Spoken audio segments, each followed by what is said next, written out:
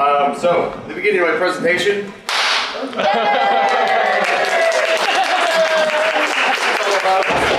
getting people's attention. So, you have a game, you went to a con, you went to somewhere, you go to Icon, you go to Geekway to the West.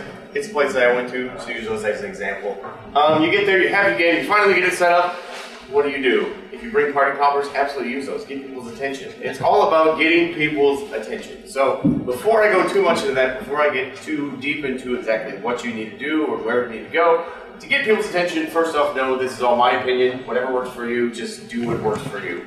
But we're going to step back a little bit and we're going to talk about the setup a little bit and what people are going to be doing for their setup and what they're going to be doing before you even get to the con. First thing, you're going to have a table. If you're going to have an 8x6 table, take the stuff that you have at home and throw together a table and look at it and say, does this look like a hodgepodge or does this look like something that I'd actually want to walk over and see? The first one I went to actually had just the deck of cards for Flip You, and I sat down at a table. It was just me, and a deck of cards that looked like a lonely person that didn't really know.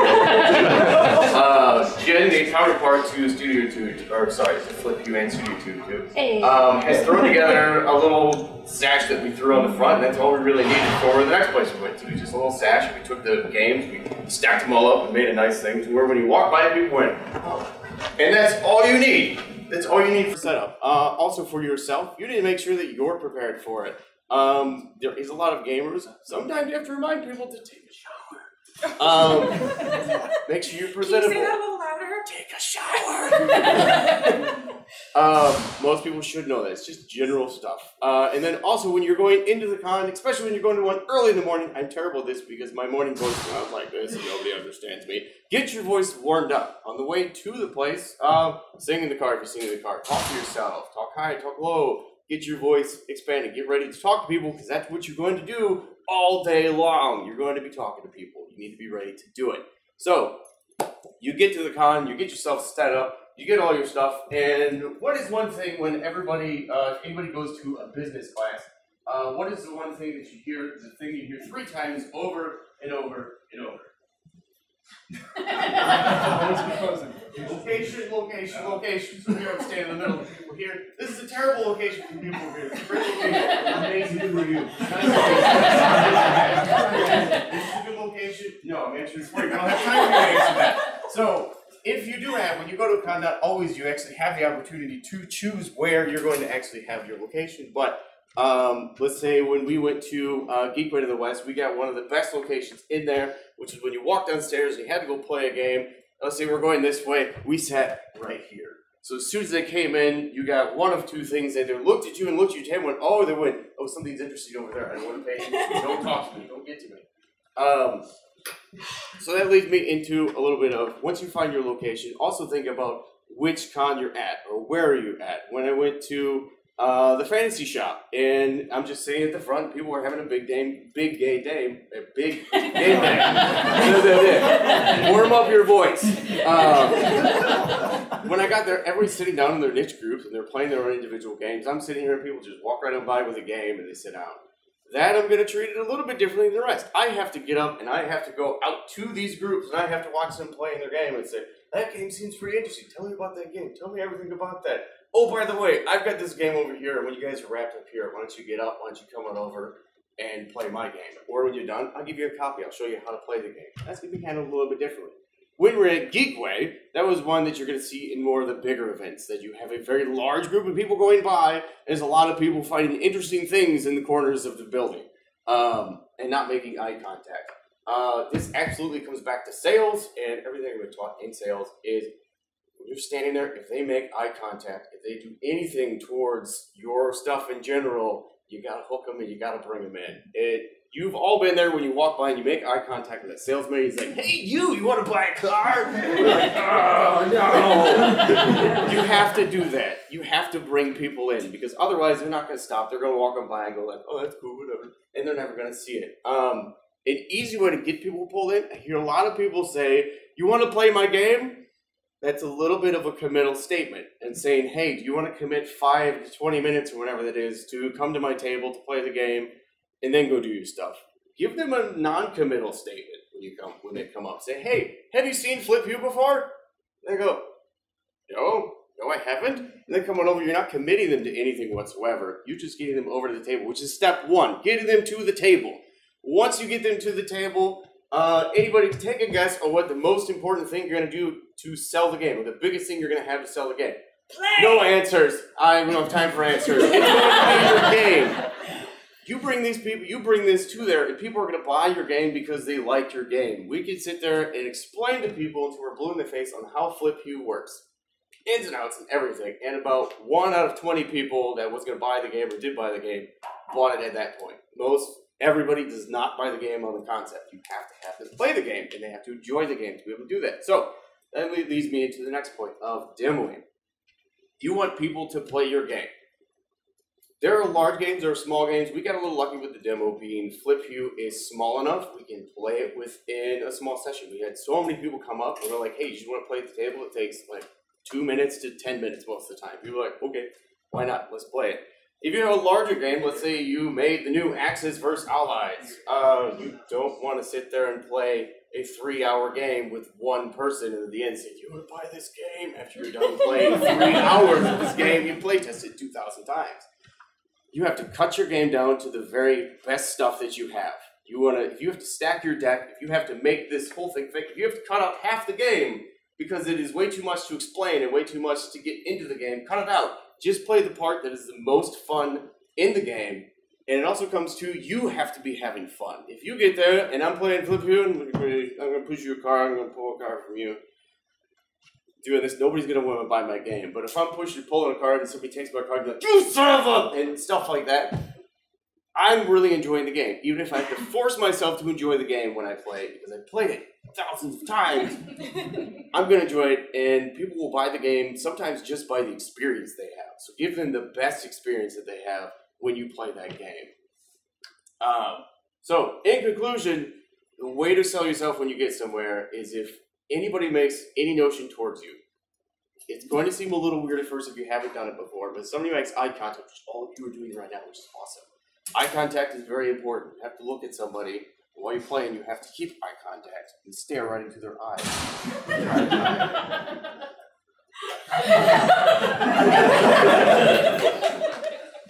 Actually, you missed that point. I'm going to go back on it because how much time do we have? Okay, cool. I can touch on that. Woo! Eye contact. So eye contact for anything and in sales, we're basically doing sales when we get there, is extremely important because it shows a couple different things. One, that you're paying attention. Two, you actually notice facial expressions. I don't know how many times I've even noticed myself. I'm explaining the game, I'm looking down and I look up and I see a very bored expression. I'm like, oh, I'm saying too much. I should really cut back on what I'm saying, or I didn't say too much, and they're really, really confused in what's going on. So making eye contact, even if they're not looking, or they're looking down, they look up. A lot of times, that little bit goes a very long way of just saying, hey, I'm paying attention to you as a customer. I'm listening to you. If you have any concerns, I'm going to answer them. So when you demo the game, when you show the game, anything like that, when people are walking by, especially people that are in your demographic group that you're shooting for. Flip Hue is a game that we can sell to just about anyone, but we shoot for a lot of families and stuff like that. We sell to a lot of families. So if I see a mother walking by with kids, I'm looking at them the entire time. I'm waiting for any of them to look back and have you seen Flip Hue? Come! It is somewhat of a stereotype. You see some guy walking by with like War Machine stuff, and then I see a family. I'm going to try and get the family before him, but you're going to have to do that. You have a half a second to make a decision on who you're going to try and pull into your game. A bit of advice when you do go somewhere, please bring somebody else with you. I've done events by myself, and Jen can attest to this. If you are there by yourself, it is very long. There's a lot of work. You go home and you're like, I don't want to talk tomorrow, and I got to go back tomorrow and work and do this.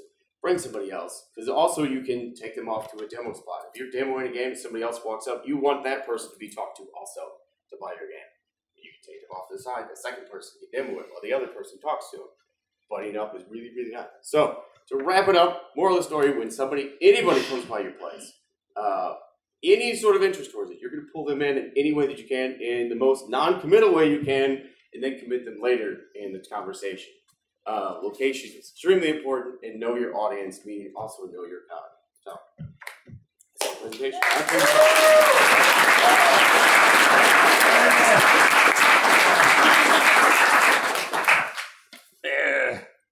another party popper. I get one I more. need to like write that into the speaker contracts, like no littering. Hey, basically. There's still a string. All right, is Erica here? Erica? Okay! Phil, we're gonna go ahead and skip Erica for now because I do not see her here. So Phil, if you would like to come on up, I would love to introduce to you guys the developer of Super Push Adventure, Phil Storsum. Yeah.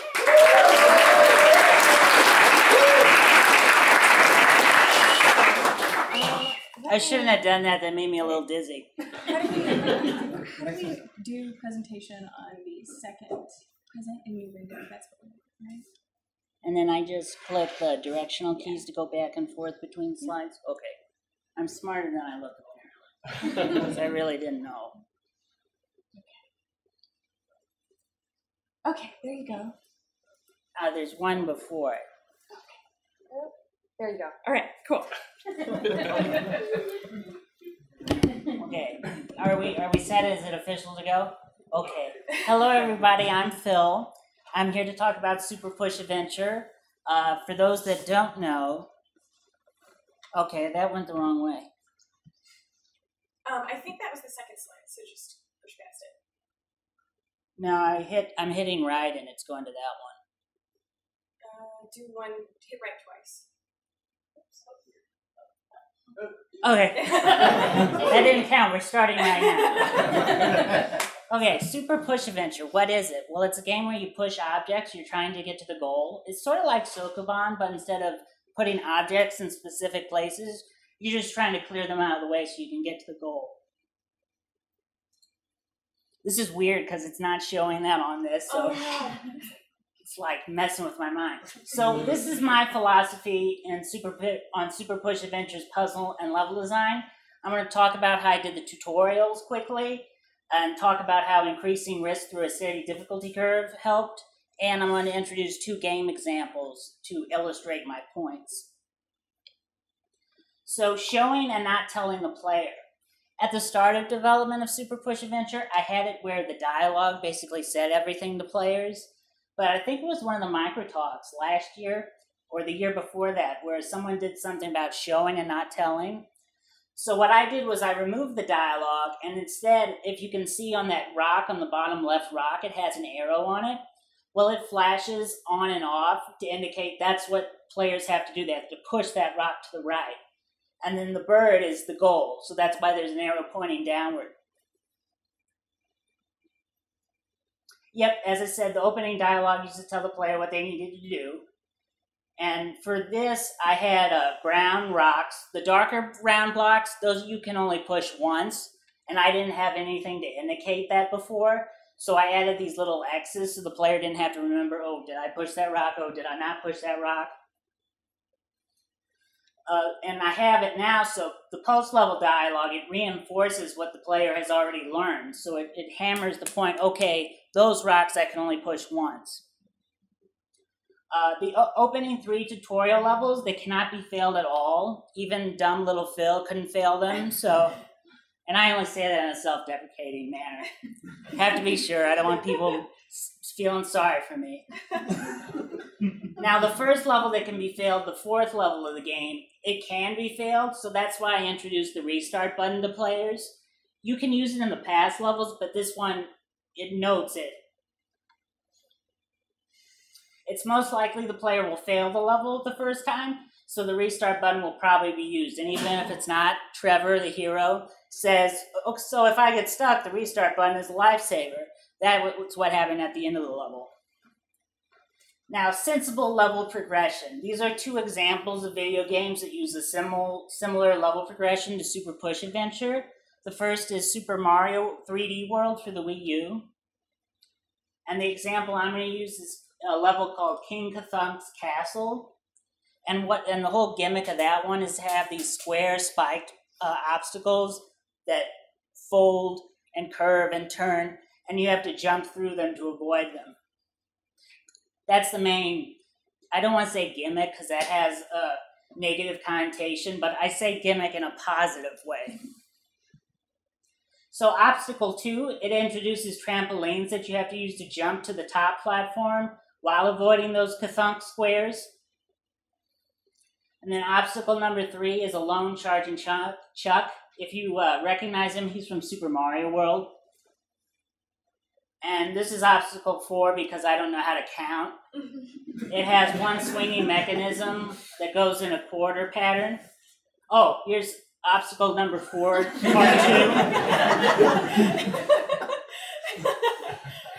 It doubles the amount of charge and chuck enemies, so now you have to contend with 2 of them.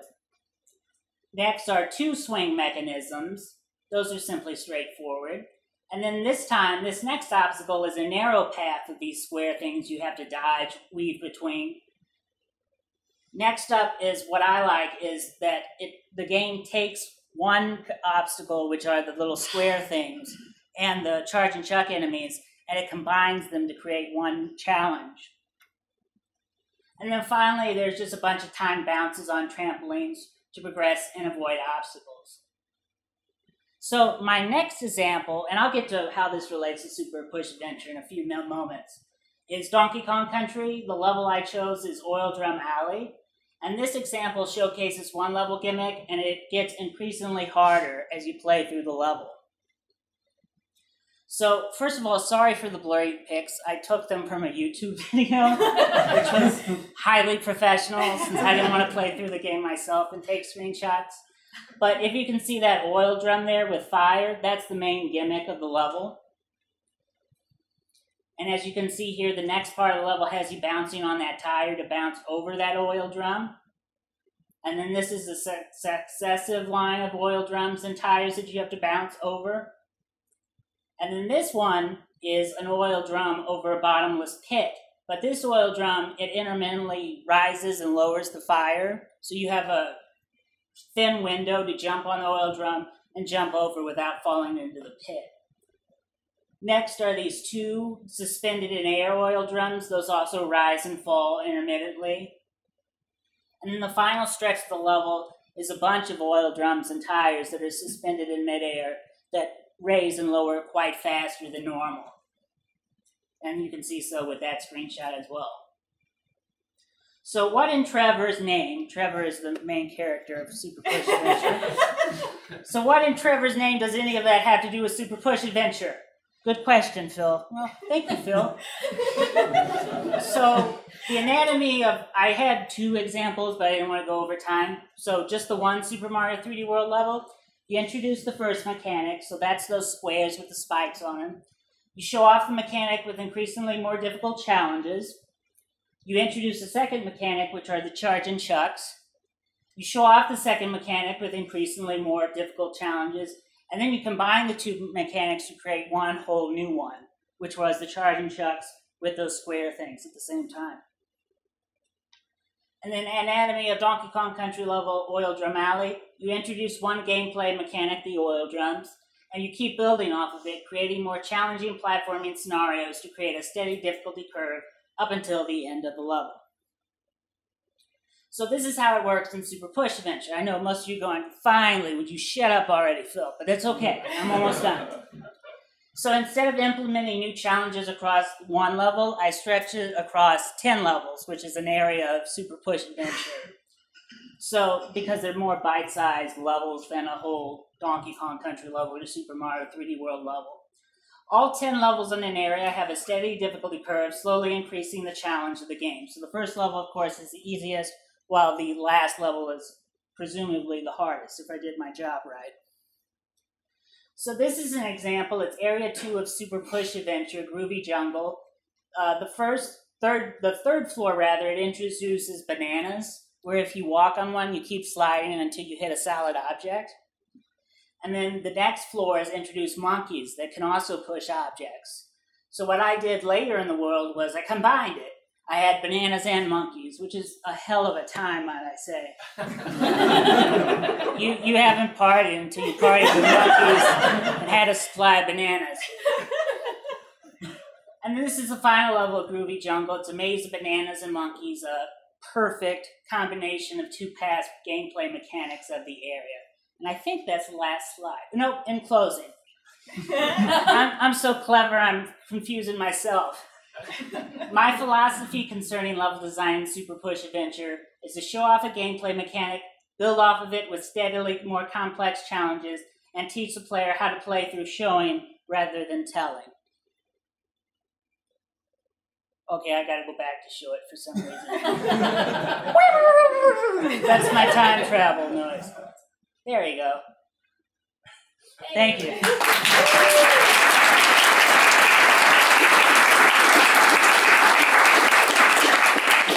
Thank you so much, Phil.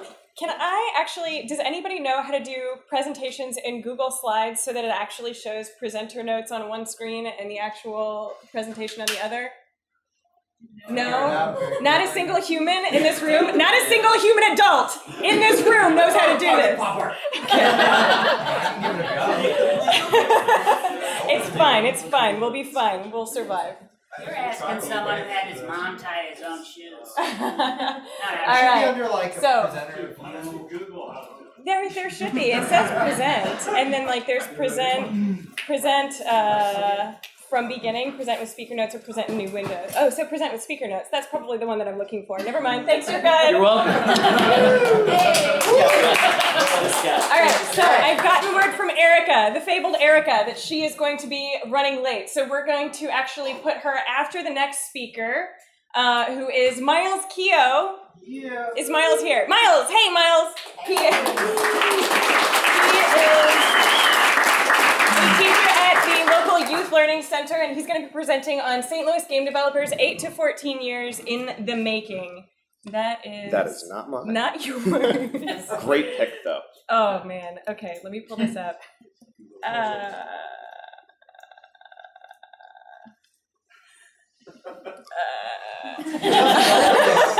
I'm turning into Tina Belcher. All right, I'm about to be a teacher again. So. No, you're good. It's opening. I should have had that open before. I'm sorry. Oh, that's all right. Okay. They get to see my wonderful templated PowerPoint slides now. Yes.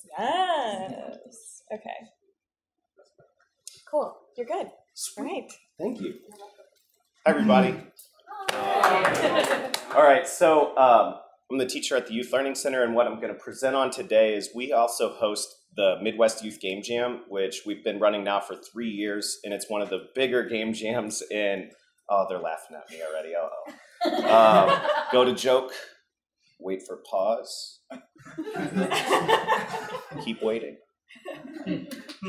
Try to see chuckle. All right, cool.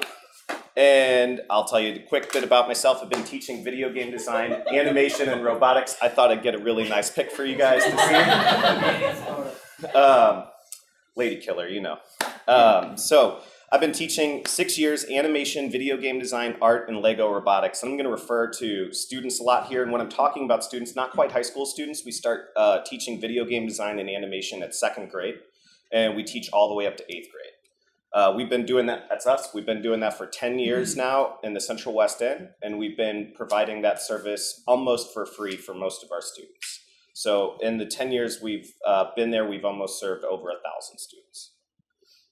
So real quick before I get into my, oh no. I can show. What happened?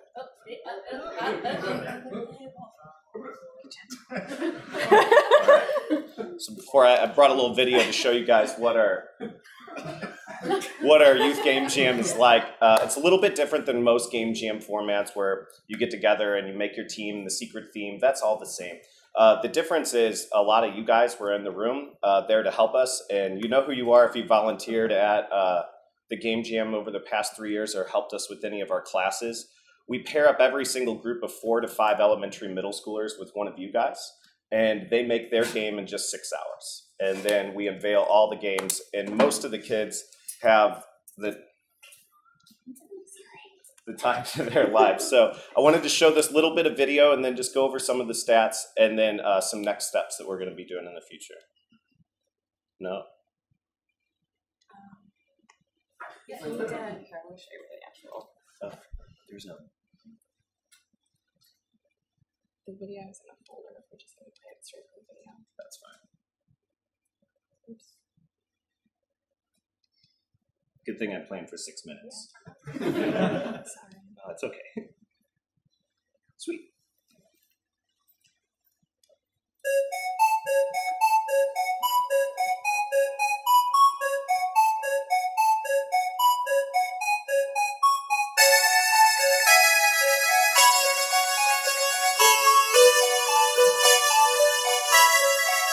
You're here to play, okay?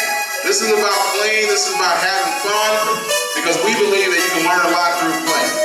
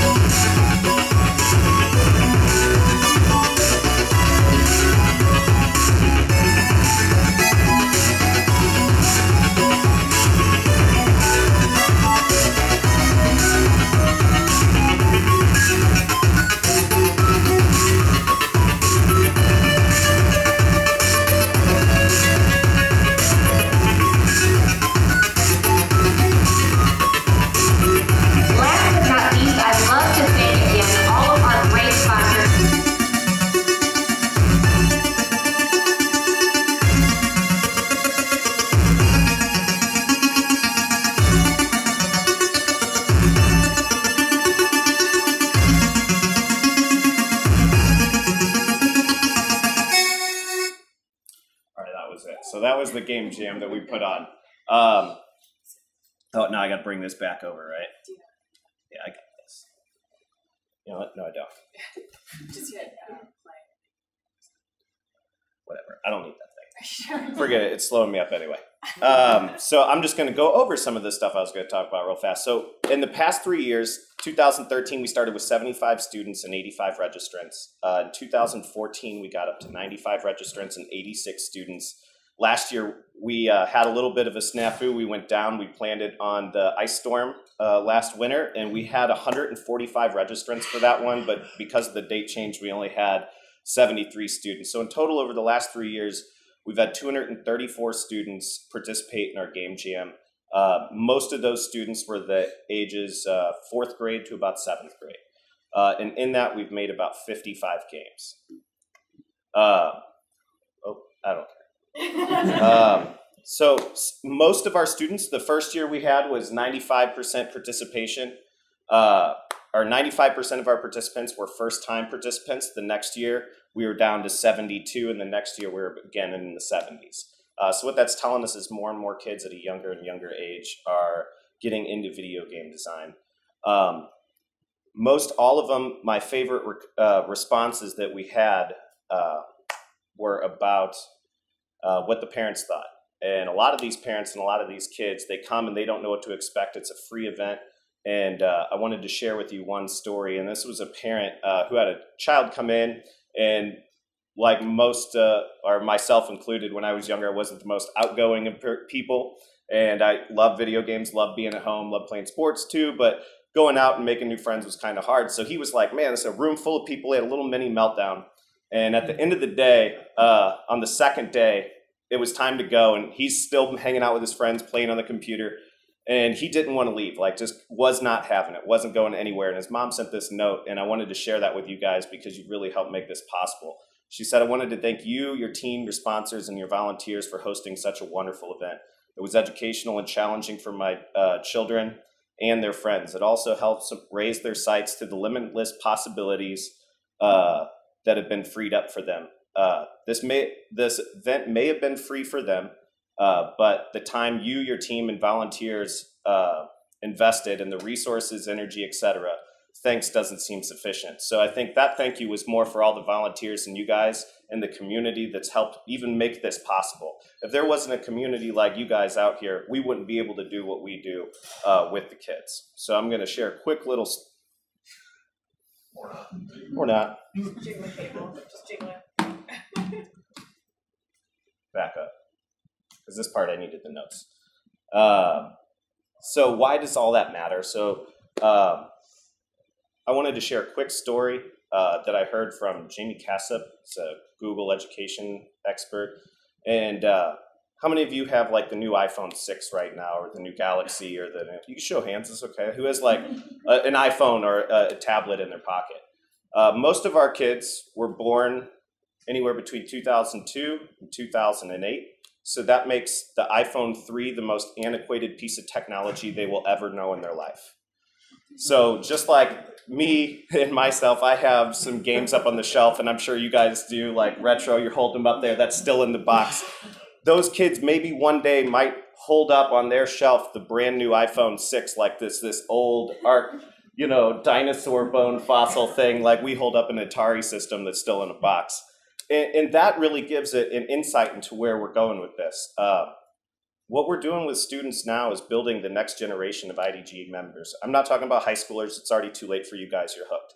I'm trying to get the elementary schoolers, the middle schoolers, to see that this is a viable career. This is fun. This is where you build relationships and memberships and an understanding of the world that we're about to move into in a faster rate than we ever have before.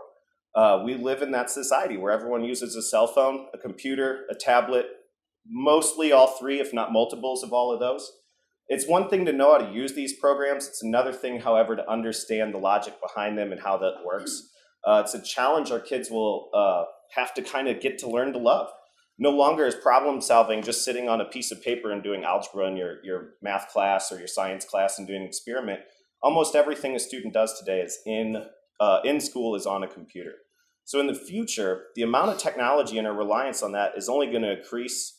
The fact that we all have one computer, one tablet, and one cell phone, that might come down to one universal device, or we might all have 16 devices if that keeps up, But where we're going with that is the kids are the future. They're the way. They're the change agents of what we're about to do.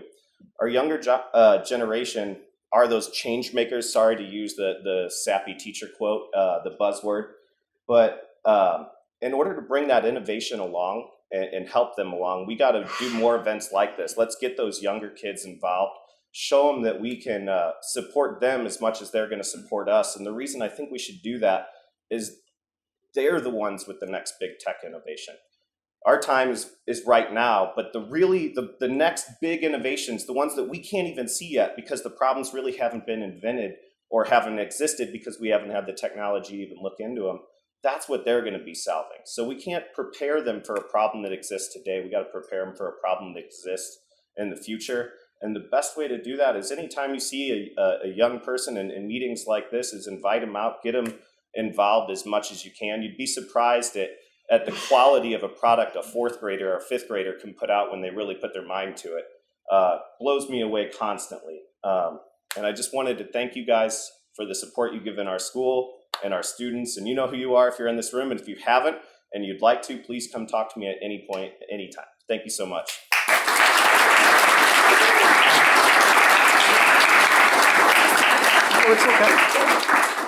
All right, and I can just say, like, from having had the experience working with the YLC and like working with those kids, seeing what those kids are capable of, it's challenging work, but it is so incredible to see what they can do. And so all of my respect goes out to Miles and the other folks who continually choose to work, you know, and build the next generation. Okie dokie. Let's see if this actually... Okay. All right, is Erica here yet? Did she walk in yet? All right, Caleb is up next.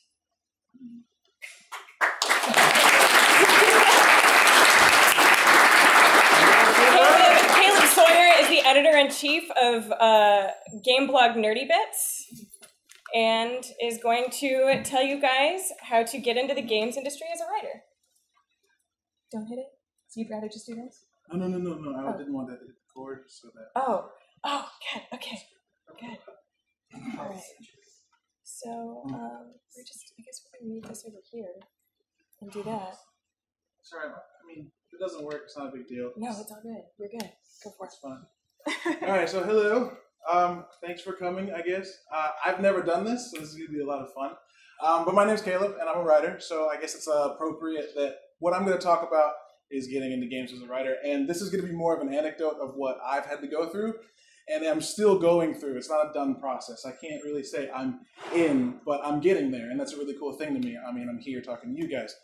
So when I wanted to get into games, it happened about 6 or 7 years ago. It was my senior year of high school, and it was after playing Mass Effect, which I'm sure a bunch of you have played that, so we can hoo and ha about that later. But really what hit me about it was the story, honestly. And for a lot of people, I think that's the same thing that hit. But what hit me the most was that I wanted to do something like that. I wanted to be able to tell a story that a kid would skip school for, or a kid would stay up way too late for and show up late for school for. But more, I wanted to be the guy who wrote something that someone else got to interact with in a way that I got to interact with the games that I loved the most.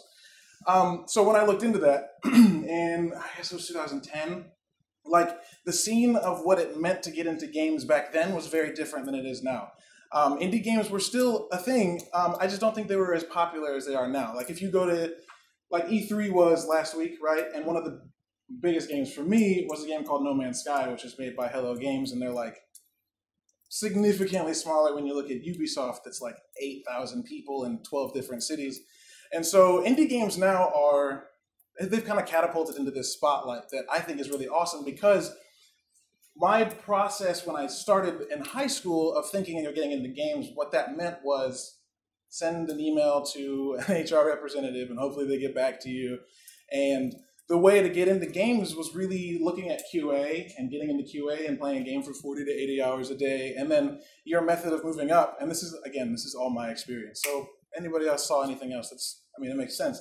But what I saw and what I read into and what I heard from other people was play a game in a QA department, and your method of moving up was like picking the brain of the people that you reported to and saying, hey, I got ideas to do other stuff. Maybe let me come to one of those meetings. Which, I guess that worked for some people, but for me it was like, I don't want to, it's weird.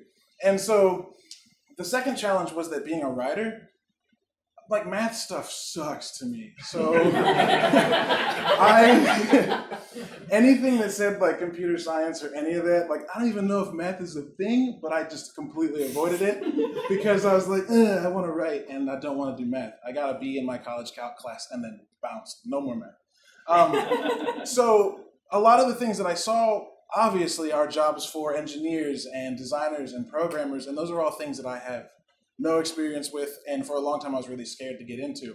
So the reason I brought up indie games, and obviously we're here because of that kind of environment, is what that has done is it's kind of shown me that it's easier to get into games, kind of, but as a writer it hasn't really changed much, in my opinion, just because even in interacting with the people at Pixel Press or Happy Badgers who I've visited here in town, and Carol's the reason I'm here because I visited them at Happy Badgers.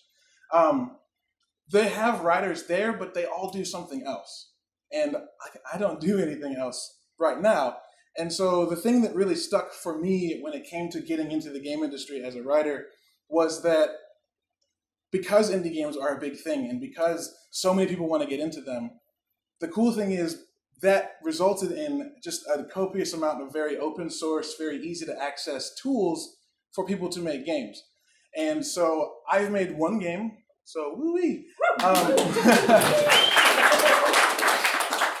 And we'll get to that in a second. I hit the button earlier, sorry. Twitch. I made one game and it was on a program called Writer, which, believe it or not, is not on this list, which sucks, but I got it from another website, so it's not my fault. I made a game in a program called Writer, and it was made in the UK, and it's basically a text-based, like, choose-your-own-adventure book, but on a PC, right? So it's set up super simply, which is why I got into it so quickly, because I didn't have to learn anything. But what it does is it gives you a panel and says, write your story here. And then there's tabs, and when you click on those tabs, it sends you where that goes. And so at first, it's really like, ooh, what's happening? But the cool thing is you can step back and look at it later at the web of things that you've created. And it gives you this really, really tactile, like tangible insight as to what narrative design looks like and how point A goes to point B, but it also could go to point C, D, E, or F, and then how all those lead to G. I think I just did the alphabet right, but I don't know. But what that did for me is it showed me like, okay, there's these tools that are free to use, and literally anybody in here can access them. And sure, there are some that cost money, and if you have that, which I don't, if you have the money and you have the dedication, go ahead and pick those up. But the cool thing that I've discovered in doing that is when you work with these things, and you'll see here in this list that there's a column for programming required, yes or no. Like, there are things you can do that don't require you to learn anything other than just using your hands and your brain to make stories, and that's awesome. And at the same time you do that, you will learn other things about what that means to write for games. But a lot of the programs that are free that do make you commit some time to learning some kind of coding are very friendly about it. So I've got Game Maker Studio and Unity. And Unity I haven't hardly touched because I tried to play with it and was like, no. But Game Maker Studio, if it doesn't try to teach you in the studio itself, there are copious amounts of YouTube videos that you can just sit there, and on my days off, I'll dedicate 2 hours to just sitting at my computer watching a YouTube video and then trying to translate that onto the screen next to me. And so I guess my advice to anybody who's a writer and doesn't really know what else they can do, just make a game, honestly. Like, it sounds really duh, but I didn't realize it for 6 years. So I guess, I mean, I'm part of that group. But yeah, you start making a game, and then if you finish a game, say in Game Maker Studio, not only have you finished a game and written the narrative for a game, but when you're done with it, you can step back and say, look, I also learned how to do some coding. So when you try to market yourself to another company a little bit later, you go, hey, I made a game and I kind of know how to do a little bit of something else. And that only grows. So as you make more, you only learn more. And we live in an age of information, so we were going to Google how to do dual screen earlier. You can Google anything. You can YouTube just about anything when it comes to games. So, I don't know, just get out there and do it. So I guess just to close, I'm going to show you these. It's like 3 slides. I know it's a lot. I shouldn't have done that much. But it's just a bunch of engines. Some are general, some are genre specific. And then it tells you like whether it's 2D or 3D, whether or not you need programming, and where it'll port to and what you can use it on. And I know I'm going to go through these really fast, and you're not going to be able to write them down. But if you want to talk to me later, I'll tell you the link. It's really easy to find. I just Googled game making tools, and that's what I got. So you've got all your general engines, and it goes from Unity and Game Maker actually up on the top too. And you can see, like Game Maker, no, you don't have to have programming. And then Unity, yes, you do, which is why I touched it and was like, no. And then there's genre specific. So if you know you want to make an RPG or a point-and-click adventure, there's all of those. And Twine, the third one down, I know this type is terribly hard to see. You probably can't see it. The third one down is a thing called Twine. It's a lot like Inkle. It's like the choose your own adventure type of game. And I use that too. It's just different. So really, this is just a list for you to pick and choose what things work best for you, what things won't work best for you, and you'll find out as you go. And then there's game frameworks, and I don't know any of those because they all require programming, and I can't. But the tools are out there. So if you want to make a game, just go and do it. And that's how you get into it, honestly. I made one game, and here I am talking to you guys. So thanks.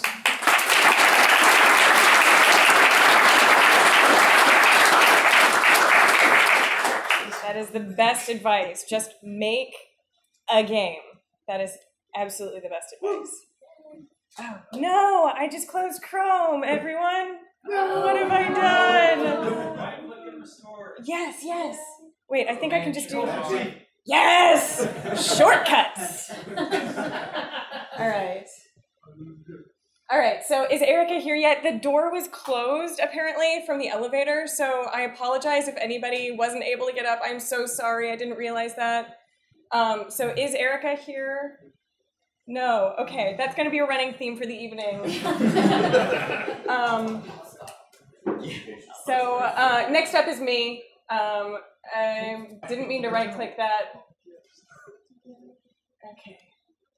Okay.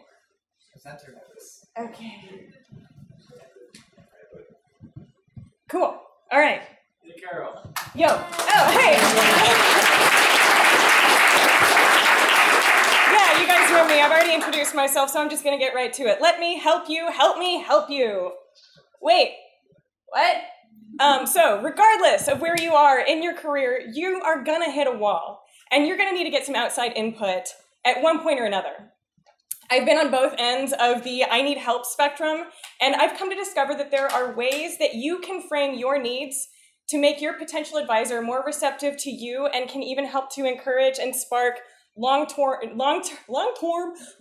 healthy mentor relationships that can last a lifetime. So I've also got these really great gifts for you all.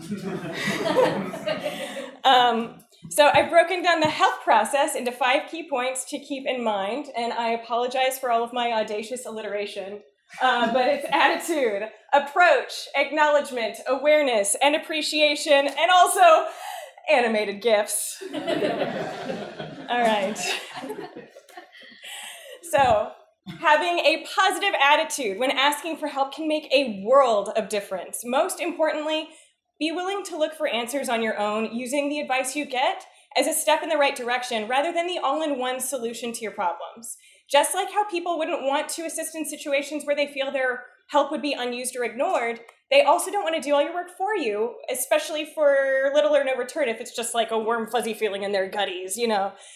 So what you want to do is make sure that unused advice doesn't happen. So those are 2 of the biggest ways that we burn out our mentors and miss opportunities to learn valuable lessons. So make sure you seek guidance first and foremost to put you in the right direction so that you can take a little and turn it into a lot, because attitude.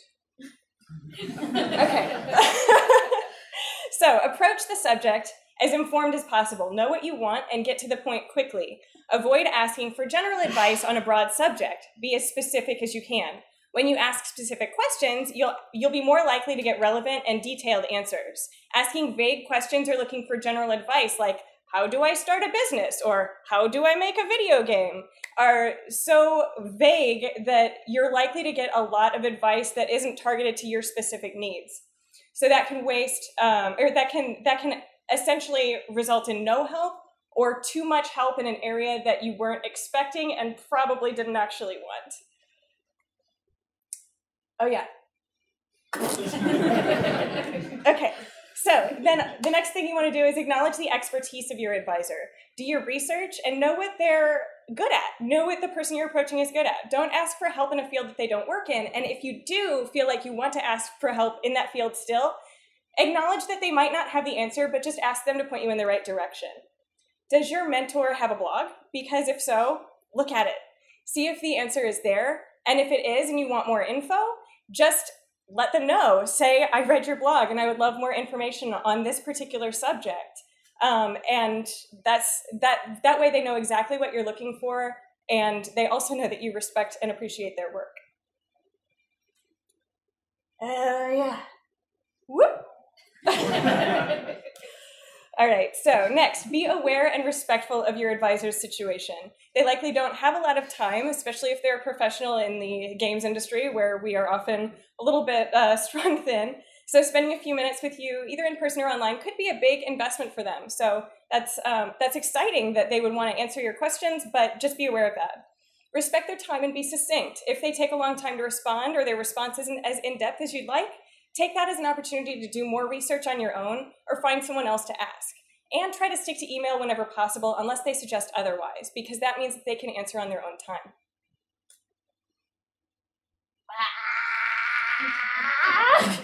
Okay. All right, so finally, be gracious and be thankful. People will feel like their time investment in helping you was worth it if they feel that you genuinely appreciate their help, and even more so if you follow up to explain or show how you've implemented their advice. A quick follow-up a few weeks later about how a piece of advice has affected you can mean so much and can even spark conversation for further mentorship opportunities.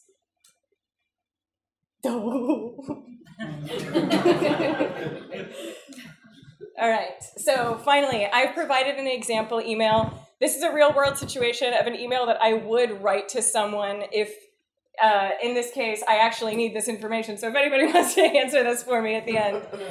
So you start out with a brief introduction to yourself and your problem so that they know not just who you are, but what specifically it is that you want. Hi, I'm Carol Mertz. I'm a game designer from St. Louis, and I'm looking to publish my first card game, Pass the Buck. Then tell them why and how you think that they can help. So I've been following your Kickstarter for super successful cards, and I have been impressed at the speed and quality of your print production. No joke, actually, Laser Cat Attack was a card game fastest return on any Kickstarter I've ever gotten. So I was actually writing this letter to them. So I'm trying to get pointers for where to get print quotes, and I thought that you could help point me in the right direction. Then tell them how you've been helping yourself so that they know that they're not just starting from scratch. I've researched and requested quotes from a couple of printers, both within the US and overseas, but I've hit a bit of a wall, and I'm looking now for more personal experiences and recommendations. And then finally, ask your specific questions. Do you mind my asking who you used for printing? Did you like them? And do you have any insight on additional costs or common problems I should be prepared for as I prep for print? And then, absolutely, finally, thank you for your time. Thank you for your time. Best of luck as you continue to distribute awesome card game. I kept it to fewer than 10 sentences, just enough to communicate necessary information while still being both concise and specific. So that's all it takes. Soon you and your mentor can be two majestic sea turtles slapping fins in the great blue oceans of knowledge and success. Sorry, Sam, I channeled you for that one. Thank you guys so much. I appreciate your listening to me,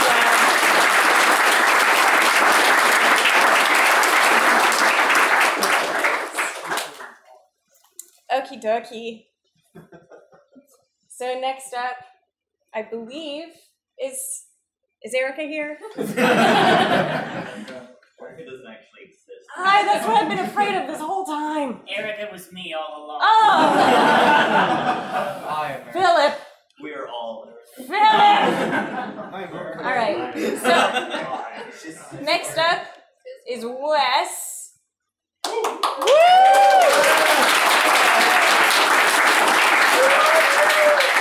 So Wes Ehrlichman is an independent game developer who currently works for Asynchrony. That's right. That's right, and is also on the board of directors for the IGDA. The beginning. Yeah. Thank you. Okay, there you go. Cool. So, I'm sorry for leaving that up Oh, there. that's fine. But everybody likes watching. How does this chicken work? heads. I hit play. Cool. Okay, so I changed.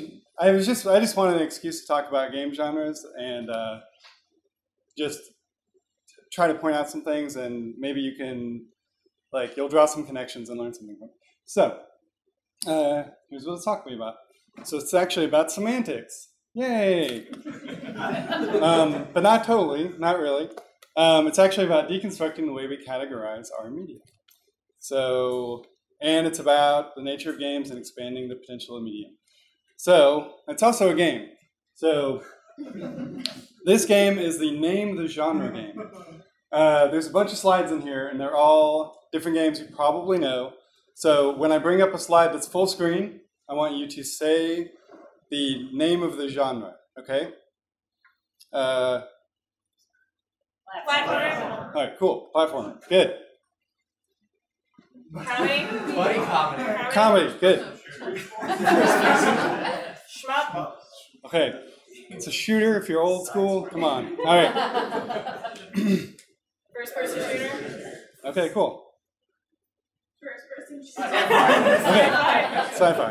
Okay. So what makes one of these sci-fi and one of these first-person shooters? Because they're both kind of sci-fi. So in a game, this is obvious, right? I think, but the action is what is. Your actions are emphasized, and rightfully so. So yeah, so keep that in the back of your mind as we keep going. We're gonna keep playing, all right?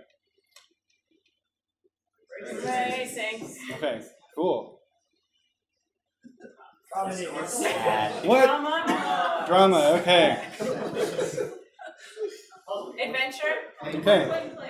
Either one, I'll accept both. RPG.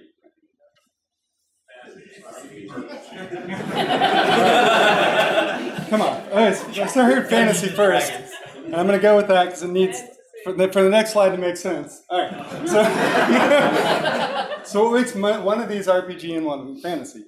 They're both obviously overwhelmingly fantasy, but the most impactful part of the game one, is how the decisions you make affect you as a player. Whereas the other one, you don't really make decisions, so it's not as impactful. So the most impactful part of the media is what we tend to frame the genre around, right? When we talk about genre. So, yeah. And it's also, hold on. It's also what you as the consumer expect. Like you place a genre without ever playing it. A lot of people probably picked RPG even though you've never played the game. And fantasy just because you saw some elements in fantasy. So it's more what you expect sometimes than what it actually is providing. So that's important too. Okay. Simulation. Okay, cool. So yeah, so now that we've gone through a whole bunch of games, I want to talk about how we can categorize different genres. So like I've decided to lump genres into 3 different categories: actions, setting, and emotions. So there's some example of actions, some example of settings, and emotions. So which one of these do you think games fall in? Generally. Action. Yeah, generally games fall into the action genre because generally the genre we apply is the one that impacts you the most. And as a player, it's your actions that matter the most. So yeah, that's what that slide's about. So which one do you think is the most impactful, action, emotion, or setting, to you as a person consuming media? Emotion. That's right. so sometimes true. Yeah, no. So it's emotion. So I think the reason that emotion impacts us the most is because we tend to enjoy the interactions while we play the game, but we tend to take away from the media, like whether it's games or movies or whatever, is how it made us feel. So that's kind of one of the things that tends to separate games and other medium, and it's one of the things that we can learn from other media. So let's keep going. Horror. All right, horror. So horror is one of the only common game genres that emphasizes emotion. I thought, like, when I was putting this together, I think that's pretty interesting because I'm not sure what it means. I think it's just one of those things that's easy, like as an emotion to convey. It's much easier. It's hard to do horror right, but it's probably harder. It's probably, I guess it kind of meshes easier with like kind of what you tend to do in games somehow. I don't really know what it means. So we'll keep going. Comedy. Who said comedy? You got it right. Okay. So genres is defined by the most impactful part of games. They're not actually puzzle games. The one on the left is a dark comedy. It's not a puzzle game because when you play the game, the thing that you're left with when you walk away from it tends to be the comedy, not the puzzles. You don't remember how you solved the puzzle, but you remember that the cake is alive, right? Spoiler. So I'm going to deep dive into this one, but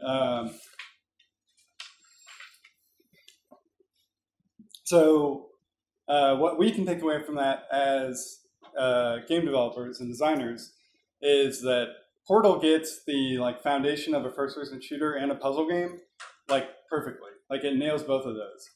But it takes that solid foundation and it builds the emotions that the player's meant to take from it on top of that. And it's built around like everything outside of the mechanics is built to support the emotion that they want to feel. So like the framework of the levels, they kind of play on that. Like every little piece of it is built around making you laugh in some way and building toward that final moment. So, yeah, how you can take that is how you can apply that to yourself is by understanding that you need to have a solid foundation of a game, but then on top of that, you need to just make your design decisions around the emotion that you want to express. So that's what this slide's about. So that game company, when they made Journey, decided it was their third game. They decided when they went into it, we want to try something new, we want to challenge ourselves, we want to do an online game. So with that foundation of we want an online game, we want interactions between people, they decided to structure the game around trying to create a meaningful connection between people. So they went through several different prototypes and iterations around specifically conveying that emotion. And they didn't build the game out from the early prototypes until they were able to validate that they were expressing the emotion that they wanted through the gameplay. So, so yeah, as a developer, you should also do that. Think about the emotion that you want to convey, and then build the game around that. So, as a small developer, as almost everyone in this room is, it's more important than it is for the big guys, than even the guys making Journey. Because if you just make an action game, there are 1 million players of action games out there. Well, more than 1 million, right? There's a lot of players of action games out there, but there's also a lot of people vying for their attention. So if you just make an action game and make a really, really good action game, that's not really good enough at this point. Like, when I was growing up, there was bad games and good games. Nowadays, like, everything is at least perfunctory, and it's the stuff that really expresses an emotion well, that moves beyond being just a good game, and it's something that we talk about afterwards. So, so yeah, don't just make a genre piece. You have to express emotion if you want to catch anyone's attention. Now we'll go back to the genre game.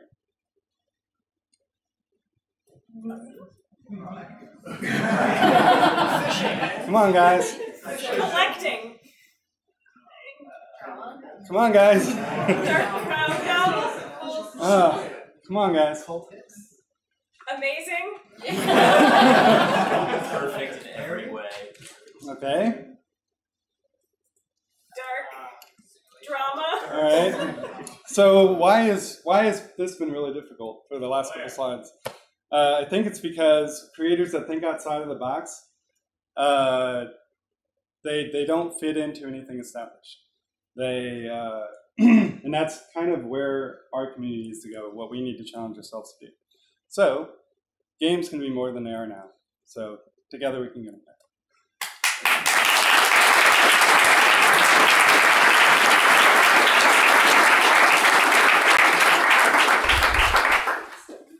Okay. So I think I saw Erica. Yes. Hi. Welcome.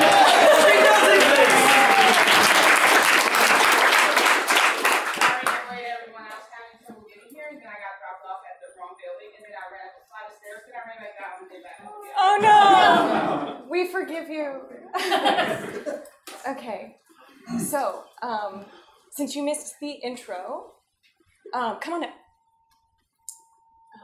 I'm gonna pull this over here for you. Okay.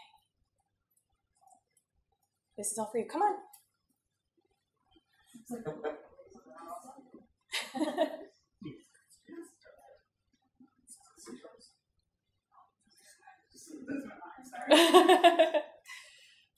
All right, come on up.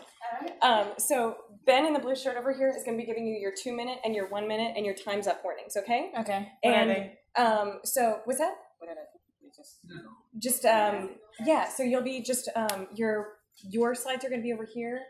The slides up here are going to be up here. Just use the left and right arrows to cycle through them, okay? Okay, All thank right. you. Erica Smith, everybody.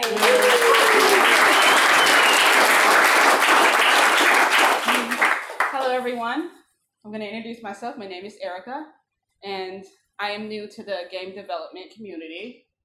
Today, I want to talk about style, and what I mean by style is creating a game that's going to be successful based off of the style that you create. So I'm going to jump right into it. So the first, oh, hold on. Oh, no, wait. There we go, okay. So the first thing I want to talk to you about is genre, because there are five elements that make up these points and play these roles that make this game and put it together. And they are genre, then you have your landscape and your environment, and then you have your game assets, and you have your sound, and then you have the controller or the player. So when we talk about genre, you're talking about basically fantasy and action and adventure, whatever you want your game to be, whenever you make it. And this is the most important element when creating your game, because it's going to set the mood for not only the game, but also your environment. And I don't know if I sound like I'm repeating what everyone else said, because I have no idea what they talked about. All right, so next we're going to talk about the environment. This is also important when you're creating your game, because this is going to be a visual representation of what your game is going to be about. So you want to make sure that you choose something carefully. So the next one is sound. You want to make sure that you have good sound effects. It's always good to have good sound effects and good music to entice the player, because people like to listen to music when they play, especially if it's really catchy. Like Mario Brothers. That was my favorite. I can hear Mario Brothers. I can tell if they're playing it or not because of the sound and the music and everything. I went backwards, sorry. Okay, and then there's the assets. You want to make sure that when you put the assets in your game, whether you're modeling them or whether you're importing them, you want them to match the game's elements as well, because then everything will come together and it'll all fit. And last but not least, we have the character. Now, the character is also important in the game, and it's important to show the character's abilities. They should also match the elements of the games as well. And he should be able to, or she should be able to interact with the environment. Take Mario Brothers, for example. I know, that's my favorite game, so I keep mentioning it. So Mario Brothers was invented in 1983, and it's still quite popular today. And in fact, it's gotten even better over the years. Would you agree with me about that? Yeah, it has. So that's one example that I wanted to use, and the way everything fit together. It fit together so well with the game, and yeah, that's one of my favorite ones. And then last, I want to talk about how when you're creating your own game, what unique style you want to use, and there's an easy way to do it. Most people use something called mind mapping. Now, everyone knows what mind mapping is, right? Yay! Okay, so mind mapping is a technique. It's basically a thinking tool that creates visual concepts or ideas. However, for independent game developers, there is a faster and there's a easier and funner way for us to do it. And let's talk about that. So, wait.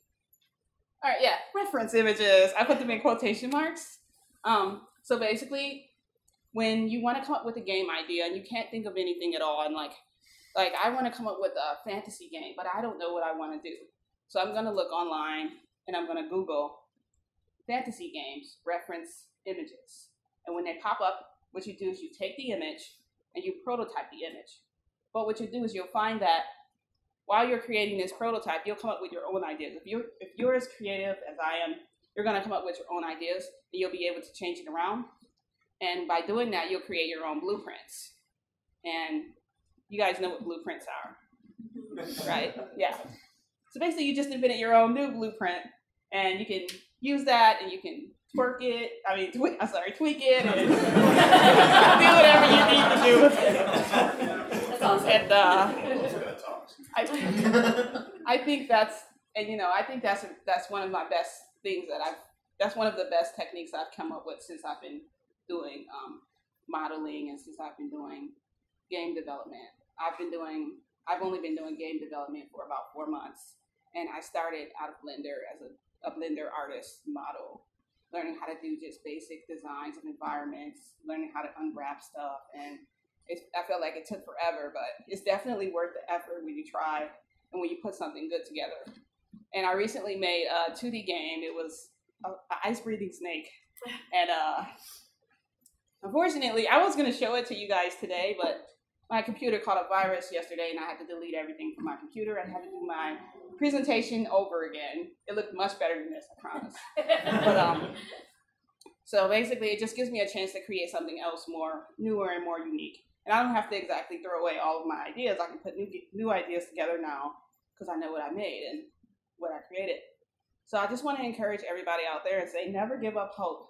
You can do it. Follow your dreams. Whatever you have to do, whatever motivates you to get going, get on board. Thank you.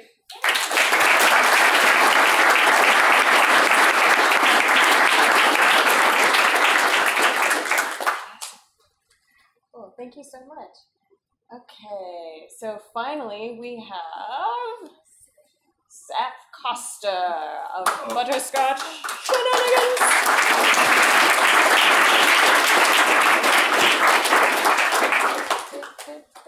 Do you have speaker notes? I don't even know. Nope.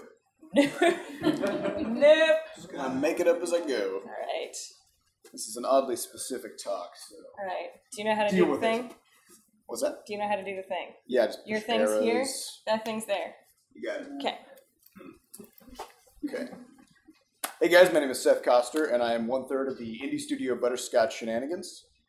And we're currently working on a game called. Why does this look so weird? We're working on a game called Crashlands. It is a large-scale adventure crafting game, and in this game, you increase in power by building things. So you break stuff apart in the environment, put new stuff together. Over the course of developing this game, in order to make this work and make it feel compelling and fun and interesting, we've created about 19 tiers of content, so 19 power levels for the player to move through, which has required us to make about 800 unique items and 470 recipes, meaning 470 things you can build. And as you might expect, making 470 recipes got really complicated really fast. When we first started out, we used a manual recipe design, meaning we said, all right, here's a log chest plate, a chest plate made of logs. We're just going to decide on some arbitrary values. How about 25 logs, 3 sticks, 3 blades of sawgrass, and then we would play through the game and see how it felt. If it felt like it was a good amount of effort to build that chest plate, we'd say, great, that's balanced. If it was too easy, we would just up the number of logs, right? Simple. This basically broke down immediately when we discovered that having an interesting distribution of resources was really important for the fun of the game. If we had too many resources in the world, it was boring because you could just walk, back to back and just knock down all the trees. And if they're too far apart, then it's boring because you're wandering all the time. So we found that about this level of coverage, about 3%, is about what we needed for the game to be fun. So then we're like, all right, we got our logs done. Let's move to the next tier, stones and berries, okay? We're going to make armor out of stones and berries. But instead of being able to add more stuff to the world, because that would make it more boring, we had to do this. We had to crowd out the trees. And what we found, as you might guess, is that those original recipes we made that took, say, 20 or 25 logs are now 3 times harder to make because there's 1/3 as many trees in the world. So if we rebalance it, add the next tier, now the previous 2 tiers are broken. So the balance kept breaking over and over and over again, every new thing we added. So we thought, crap, we have to automate this, right? We need the game to just tell us how many of each component to use in our recipes, and then we'll just be square, right? We can just add as much stuff as we want, and the game will just generate the recipes for us. So the first thing we had to do was simplify the problem. So we thought, what's the simplest crafting system that exists? Well, it's actually a merchant system. It's a system where you buy stuff from a vendor. Because crafting is just taking an ingredient and turning it into an output, or taking multiple ingredients and turning it into an output. In the case of a crafting system, that ingredient is money, right? You walk up to the vendor, you hand him a pile of gold, and he gives you a crappy log chest plate. If you want a more powerful chest plate, say like this beautiful stone one, you need a bigger pile of gold. And that's pretty easy to balance and pretty easy to manage. But if you have something like this, what does this mean? Like, is this harder to get than that? Like, it's fewer stones, but is it harder? I don't know. The reason I can't tell is because in a merchant system, you have standardized values, meaning this is clearly bigger than that, right? A lot of gold is more valuable than a little bit of gold. But what about a pile of rocks and sticks versus a pile of logs, grass, and berries? I have no idea. There's no point of comparison, right? So if we just had a single number that we could use to assign the value to every single crafting component, then we could easily create an automated system. So let's do it. So what we did in Crashing is we decided that rarity was kind of the key thing that we needed to focus on. So the first thing we did was we came up with a term that we called the frequency index, which is just a number that tells us how common is an item. Because we figured the more common it is, the less valuable it is, right? So that's pretty easy to manage. So we had a script that combed through all the spawn rates and resources and everything, and it generated numbers like this, which would just be an indicator of how common an item was. And these are actual numbers from the guts of the game. So what does this mean? All this means is while you're exploring and harvesting, if you collect everything on the way, you're going to end up with about 2.6 times more logs than flat stones, because it's 2.6 times more common, right? The problem with this is that it's useless because it's backwards. Now, in the case of gold, more gold is better, right? More gold is more valuable. In the case of a frequency index, the higher the number, the more common it is, meaning the less valuable it is. So we needed to solve the backwards problem by just flipping the number around. So we did that. We took the inverse. 1 over the frequency gives us the rarity of the item. In other words, the more rare it is, the harder it is to get. So we can just call this effort. The more rare it is, the more effort it takes to obtain. So what we end up with is that a log is worth, or it costs, 0.018 effort. A flat stone is 0.048. A berry is 0.115. Berries are super rare. And just like gold now, a higher number means it's harder to get, which means it's more valuable. So now we have a standard that we can use to automate our crafting system. So let's just take an example here so you can see how this works in actually generating a recipe from this. So here we have a stone helm, and we're just going to arbitrarily decide, okay, this is going to take 1 effort. And if it's too easy, we'll just increase the effort. Right? So this helm takes 1 effort, and we're going to make it out of logs, stones, and berries for some reason. And that's 3 components. And if we just divide the amount of effort it takes to build the entire helm evenly across all 3 components, that means each component we assign 0.33 effort to. So let's do the calculations. Sorry, Caleb. In the case of logs, we know that it's 0.018 effort per log.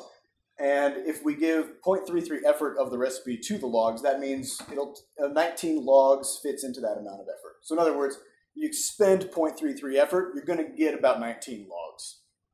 Okay, so we do the same calculation for the others, and we end up with this automatically generated recipe, which is based on the frequency of all these items or how common they are.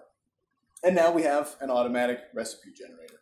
So what does that mean? What can you do with this exactly? It means we don't have to give a crap if we increase or decrease the number of stones or trees or whatever. All of our recipes are appropriate.